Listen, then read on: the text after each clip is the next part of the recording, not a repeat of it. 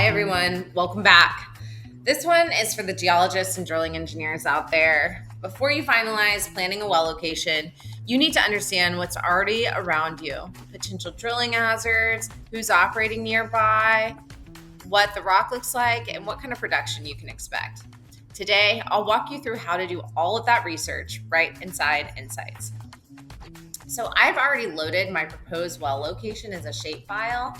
So I'll navigate over here to my map layers. I'll turn that shapefile on, this plan well, and I'm going to go ahead and drag it so that it sits on top all of my other layers.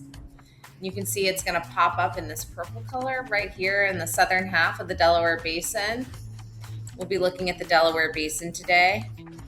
I can see my proposed lateral sitting right on the top of the map where I plan to drill it. Now I'll apply a 3-mile buffer around that shapefile to pull all the wells in my immediate area. So I'm going to navigate into my filter tray. I'll click on the shapefile, and my shapefile sits here. But for any shapefiles that are lines, they all require a buffer to do this filter by a shapefile. So I'll go ahead and add a buffer. I'm only going to be looking at wells within a 3-mile radius. Select that shapefile, turn it on, hit apply. And my map will zoom in to the wells within 3 miles around my proposed planned well.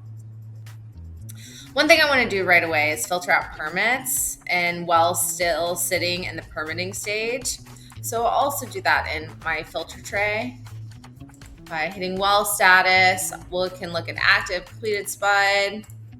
Just look at all the wells that have already been drilled. Those are the ones that matter for drilling hazard identification and analog analysis. So in this view, you can see everything that's been drilled within that buffer. I can use the measure tool to check distances between my proposed lateral and the nearest existing well.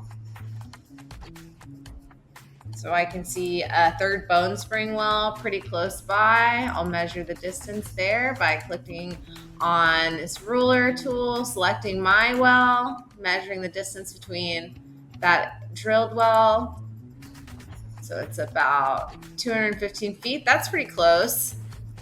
But if I'm looking at this nearby Wolfcamp A, let's see how many feet away that is. It's about 2,500 feet away. Okay, to turn those rulers off, I just hit the measurement tool again. So this is a critical step for identifying any wells that are close enough to be a drilling hazard or a potential communication risk. So right now, my wells are colored by perturbation.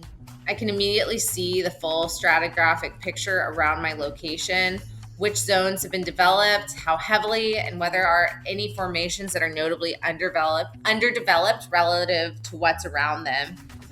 In the Permian, you've got a stacked play, so this view helps me think through zone prioritization quickly.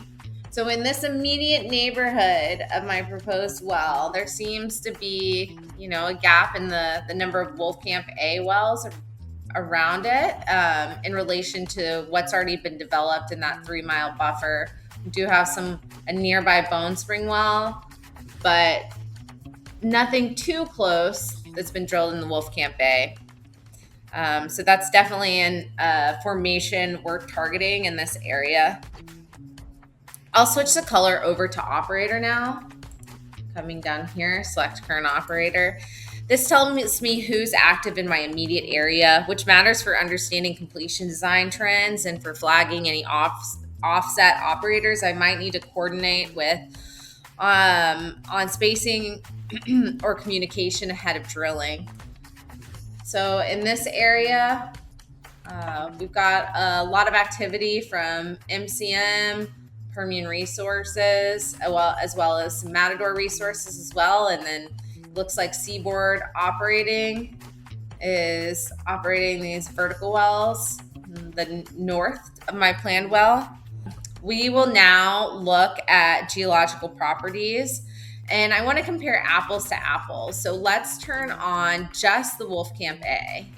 formation. So I'll go back to my filter tray, select the Wolfcamp A formation, hit apply. I can color the wells by subsurface properties, things like petrophysical attributes or rock quality metrics. I can scroll down here under the color by to look at all of the subsurface attributes I can color by. This is how I start to get a sense of whether my proposed location is in good rock relative to what's around it, or whether I'm in a lower quality area of the fairway. So let's go ahead and look at TOC. Look at organic content.